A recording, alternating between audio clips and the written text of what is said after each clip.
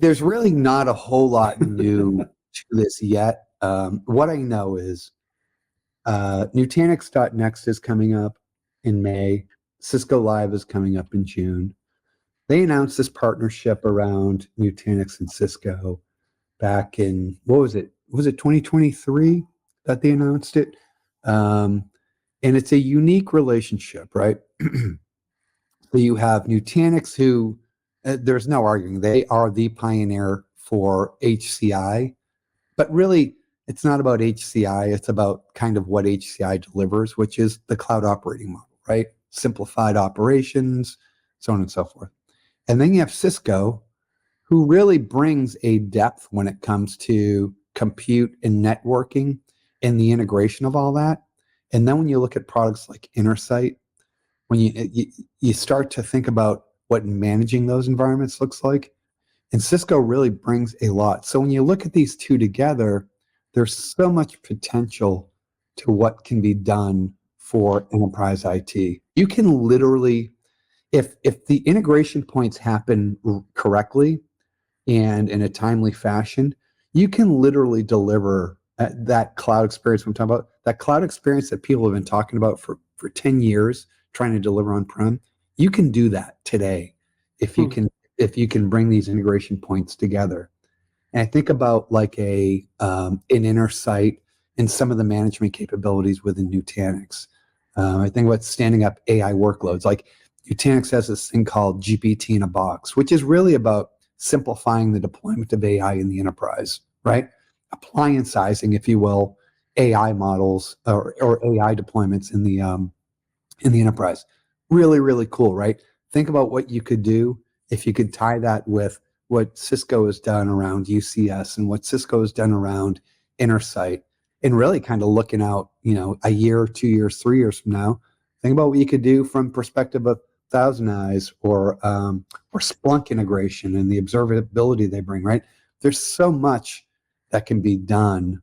I wanted to kind of talk to why I think this partnership has such unlimited potential. And I'm really curious as to see how over the next couple of months, as .next comes, as Cisco Live comes, how these two companies start to demonstrate to the market what that deeper level of integration looks like. I think it would be really smart for IT folks who are watching us and the 20,000, 40,000 fans that we have. I mean, you guys know it, right? We go to shows and we're signing T-shirts and stuff.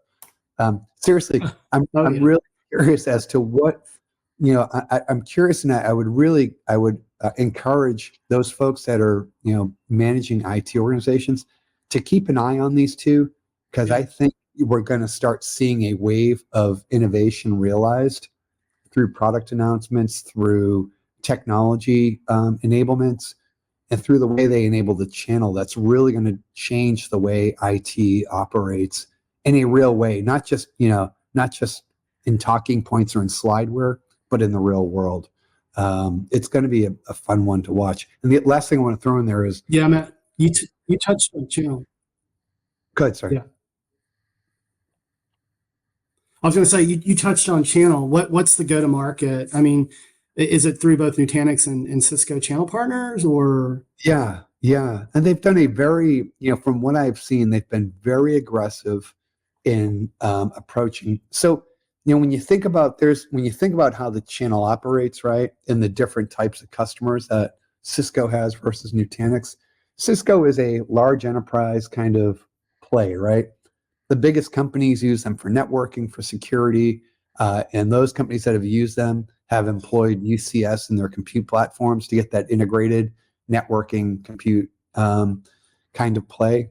And it's all very great technology. It's usually been attractive to the larger end of the segment that has bigger budget, and really puts a premium on this integration and the capabilities that Cisco brings to bear. When you look at who Nutanix has played into, it's commercial, but it's more like enterprise down, right? They really haven't penetrated large enterprise the way Cisco has. Okay. So there's this really complementary relationship they have, because while there's overlap in their channel partners, they also talk to channel. They both bring value to the other, and playing to these channel partners that the others hadn't had access to before. This gives Cisco an opportunity to come way down market, and Nutanix simplifies the process of deploying that really great Cisco hardware in a small enterprise environment that maybe wouldn't have considered them before.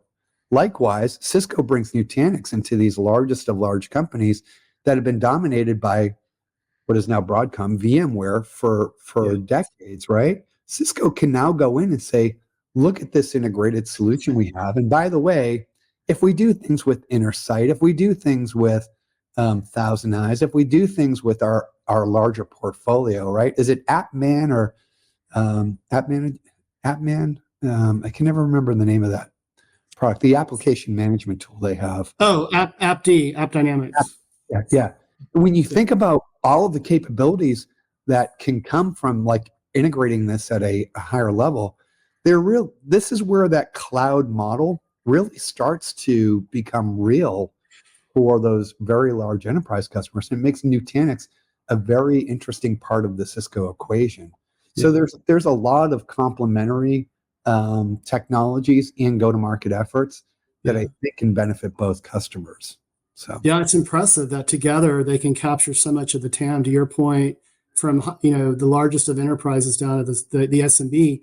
And honestly, that's where I think Cisco has struggled somewhat. Is going down market to mid market and in SMB, and they've had starts and stops with those efforts in different areas of their portfolio, not necessarily cloud, but yeah. I think you're going to see in 2024, and I know we're already a quarter in, and I'll get off this topic after, but I just want to close out with one last piece.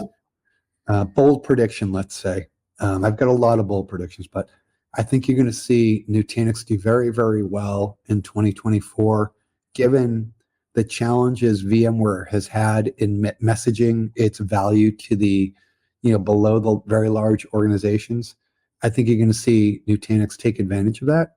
Mm-hmm. I also think you're going to see them take Cisco along with them and enable Cisco to come down or up market a little bit or stay in their market a little bit, but also come down. And you're going to see some growth from Cisco in that space as well. And I also think this is the beginning of much deeper levels of integration between the two companies. There is so much potential, and they're both pouring a lot of money into not just telling a story, but actually engineering efforts to deliver integrated solutions. So keep an eye on it.